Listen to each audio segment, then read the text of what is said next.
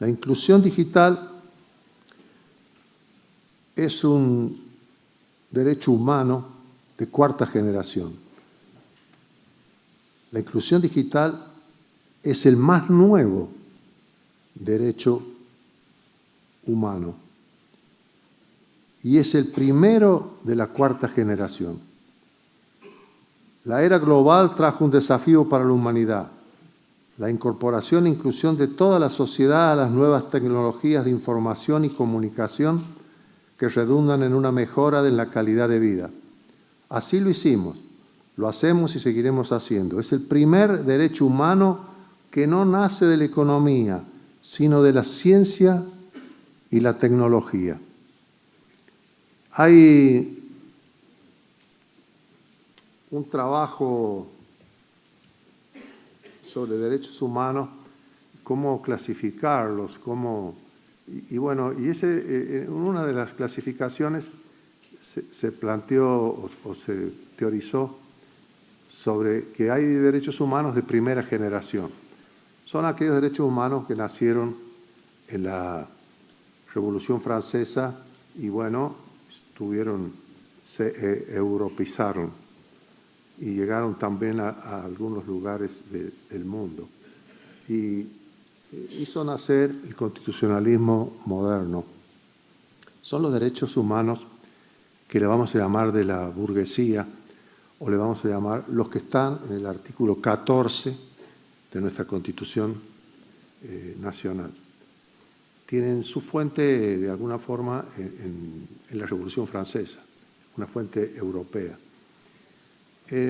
Con el desarrollo del capitalismo fuertemente, nació lo que todos sabemos, la opresión sobre los trabajadores y la necesidad de que hubiera derechos para los trabajadores. Y así nacieron los derechos humanos de segunda generación, que fueron algunos de esos derechos humanos, casi todos fueron de fuentes nacionales, porque no hubo una fuente única.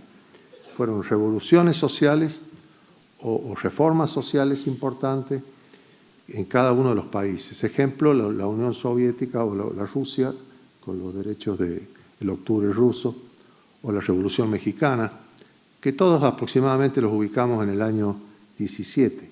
Empezaron a suceder los derechos humanos de segunda generación, los derechos sociales.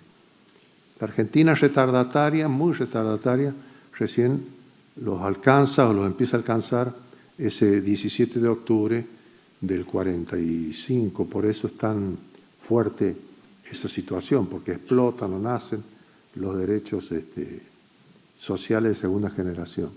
Y ahí sucede algo que no se hizo en un clima de unidad nacional la Argentina dividida entre peronismo y antiperonismo recién logra, con el artículo 14 bis, en una constitución con bastante falta de legitimidad, pero que quedó después como un acuerdo entre todos, el artículo 14 bis, con fuente nacional. Por eso se llaman de segunda generación, porque es otra fuente y otros derechos sociales. Luego vienen los de tercera generación, que son los que nacen con los acuerdos internacionales y de situaciones universales distintas o que no podían darse respuestas solo nacionales. Por ejemplo, la protección del niño, los delitos sobre los niños, el tráfico de mujeres blancas, los derechos del planeta Tierra en la cumbre de Brasil.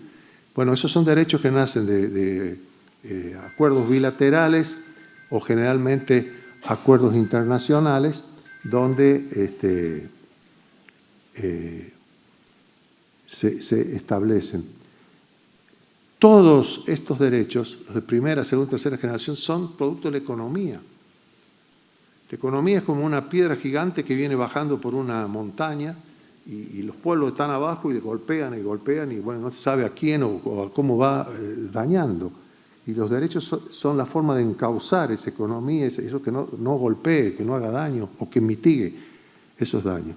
Pero parece algo nuevo, novedoso, que es la era digital. Nosotros aceptamos ese desafío, San Luis.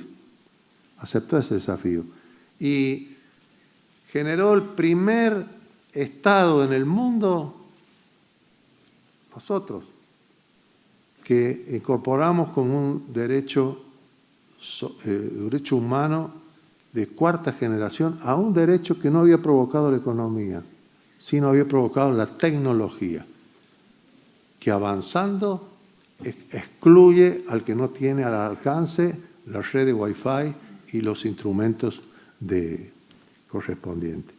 Por eso nosotros sentimos orgullo en haber incorporado a la Constitución provincial, el pueblo de San Luis, la inclusión digital como un derecho humano de quinta generación.